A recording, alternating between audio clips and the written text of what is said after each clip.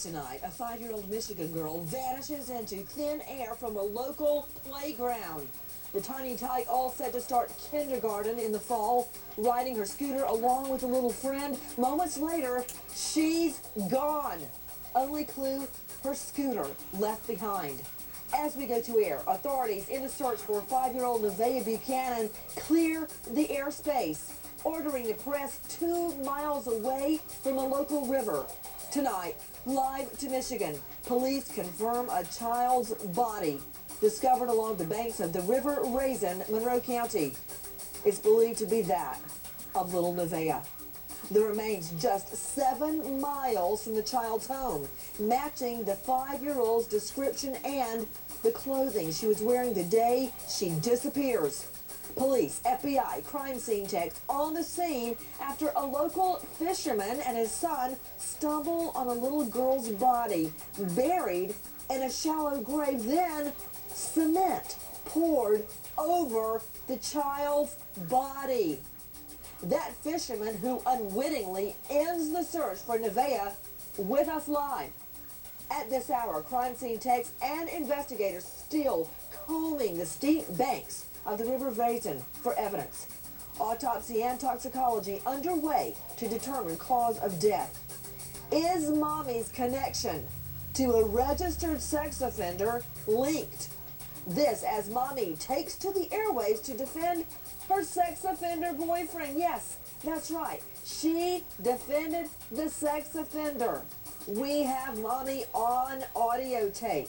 Nevaeh, heaven spelled backwards tonight. We want justice.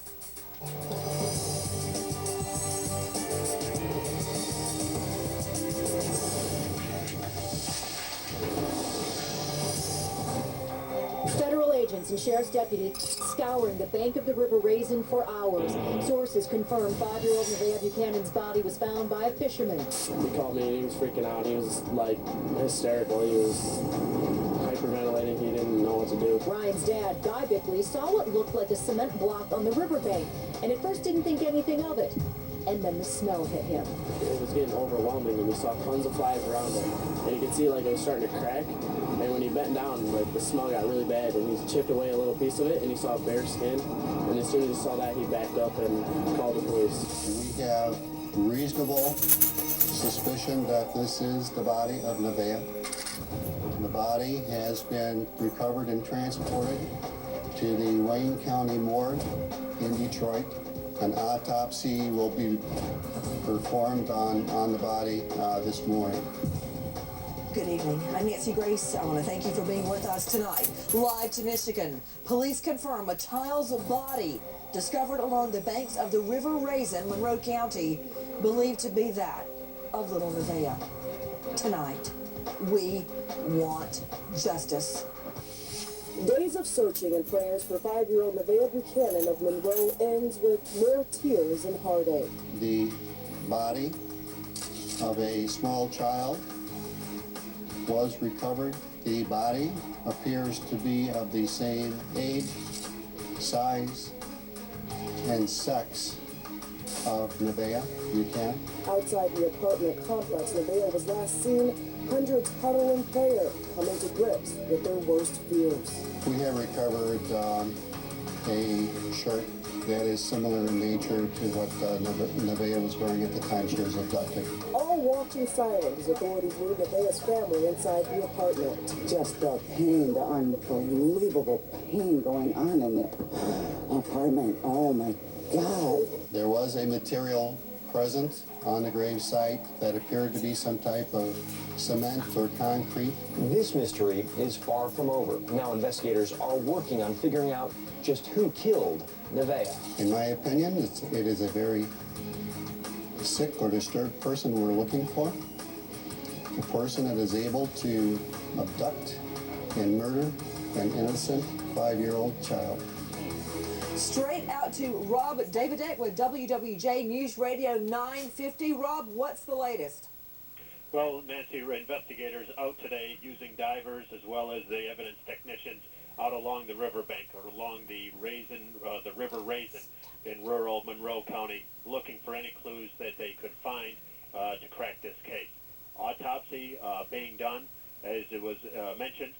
They're using dental work. They're taking toxicology and whatnot. We're told this hour that that work will not be complete until Saturday morning, possibly at the very earliest. Well, to me, if they've got dental records, it would be a simple matter of making an identification. Rob, what's the holdup?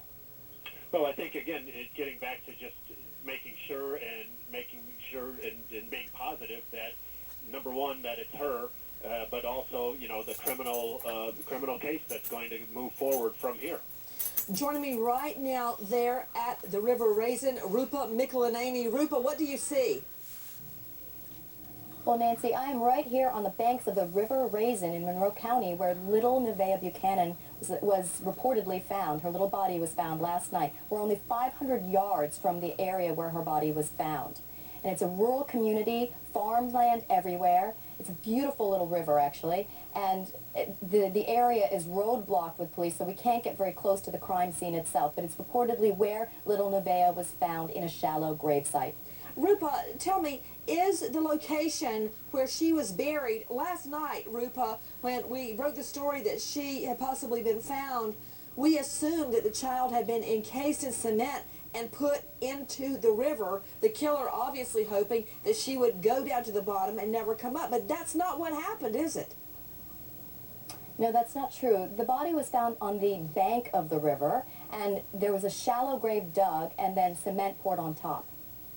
So the killer poured cement onto the child, onto her skin, her face, her body. That's correct, Nancy. Matt Zarrell, what more can you tell me? Oh, that they're still looking around. They're sifting through dirt, looking through every evidence they can find. They've got divers in the water. They're looking for a sick and disturbed person that did this. They're investigating over 1,000 leads at this point. With me right now is a very special guest, Guy Bickley.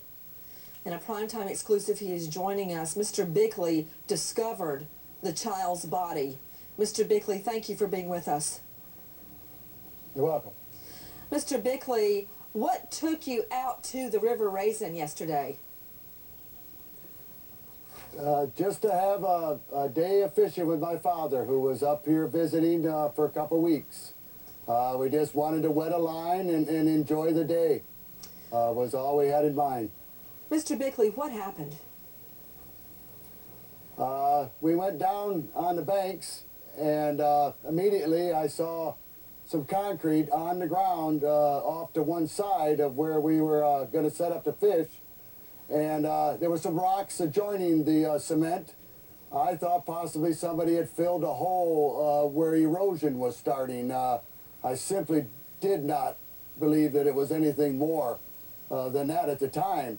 I proceeded to literally sit on the rocks and put my feet on the concrete as a place to sit to fish. Well, my father was over on the other side of the area that we were fishing on. And slowly but surely, I was smelling things and asked him if he smelt it, and he said yes. I thought there might be a dead fish on the shoreline somewhere close by. Shortly after that, I took a little walk. I didn't see anything, but I still figured it was something on the shoreline down there, the wind blowing my way. But through all the traffic of moving and fishing and standing up, I had cracked up the concrete that we had saw laying on the ground there. And at one point, the flies just started getting terrible.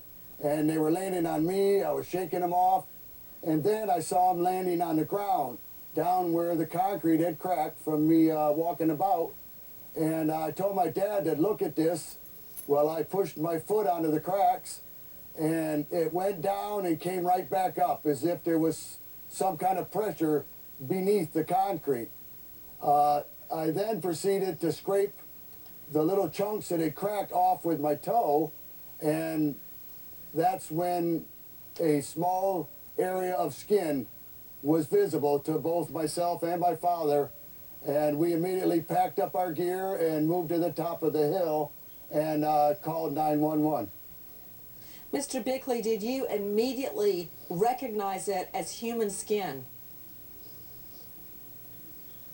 I knew that it was skin. Yes, I knew it was skin, not an animal. It was unidentifiable. I didn't know what it was. I just knew it was skin.